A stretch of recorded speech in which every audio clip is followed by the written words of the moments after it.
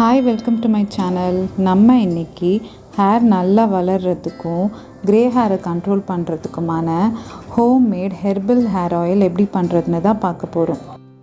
இப்போ இந்த எண்ணெய் செய்கிறதுக்கு தேவையான பொருள் என்னன்னு பார்க்கலாம்.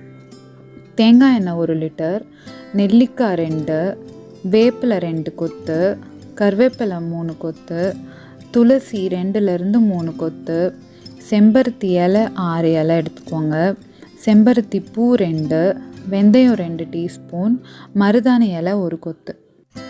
இது எல்லாத்தையும் ஒரு பிளெண்டரில் போட்டு பிளெண்ட் பண்ணிவிடுங்க. ஃபைன் பேஸ்ட்டாக இருக்கணும்னு இல்லை, கொஞ்சம் பிளெண்ட் பண்ணாலே போதும். இதை ஒரு பேனில் போட்டு அது கூடவே தேங்காய் எண்ணெயும் ஆட் பண்ணி நல்லா பாயில் பண்ணுங்கள். அதில் இருக்க மாய்ஸ்சர்லாம் போகிற வரைக்கும் மிக்ஸ் பண்ணி விட்டுட்டே இருங்க. நல்லா வாசனை வரும், ஆயில் கலரும் சேஞ்ச் ஆகும். அந்த டைமில் ஃப்ளேமை ஆஃப் பண்ணிவிடுங்க. ஆயில் ரூம் டெம்பரேச்சருக்கு வந்ததோ அதை ஃபில்டர் பண்ணிவிட்டு உங்களுக்கு வேணும்னா எசென்ஷியல் ஆயில் ஒரு 5 ட்ராப்ஸ் ஆட் பண்ணிக்கலாம். Rosemary oil, lemon oil, lavender oil, இந்த மாதிரி எந்த ஆயில் வேணுமோ ஆட் பண்ணலாம். இது ஆப்ஷனல் தான், இல்லைனாலும் பரவாயில்ல. இந்த ஆயிலை ஒரு கண்டெய்னரில் ஸ்டோர் பண்ணி வச்சுக்கோங்க. இந்த ஆயிலை ஹேர் வாஷ் பண்ணுறதுக்கு முன்னாடி அப்ளை பண்ணிவிட்டு வாஷ் பண்ணலாம்.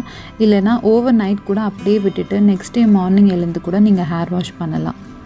இந்த ஆயிலை நீங்கள் ரெகுலராக யூஸ் பண்ணிட்டு வந்தீங்கன்னா ஹேர் ஃபாலும் கம்மியாகும், ஹேர் க்ரோத்தும் இன்க்ரீஸ் ஆகும். அது இல்லாமல் ப்ரீமெச்சூர் க்ரேயிங்கை கூட நீங்கள் அவாய்ட் பண்ணலாம். இதை ட்ரை பண்ணி பார்த்துட்டு எப்படி இருந்துச்சுன்னு சொல்லுங்கள். என்னோடய ப்ரீவியஸ் வீடியோவில் ஹேர் ஃபால் எப்படி கண்ட்ரோல் பண்ணுறது, எப்படி ப்ரிவென்ட் பண்ணுறதுன்னு சொல்லியிருக்கேன். பார்க்கலன்னா அதையும் போய் பாருங்கள். லிங்க் டிஸ்கிரிப்ஷனில் கொடுக்குறேன்.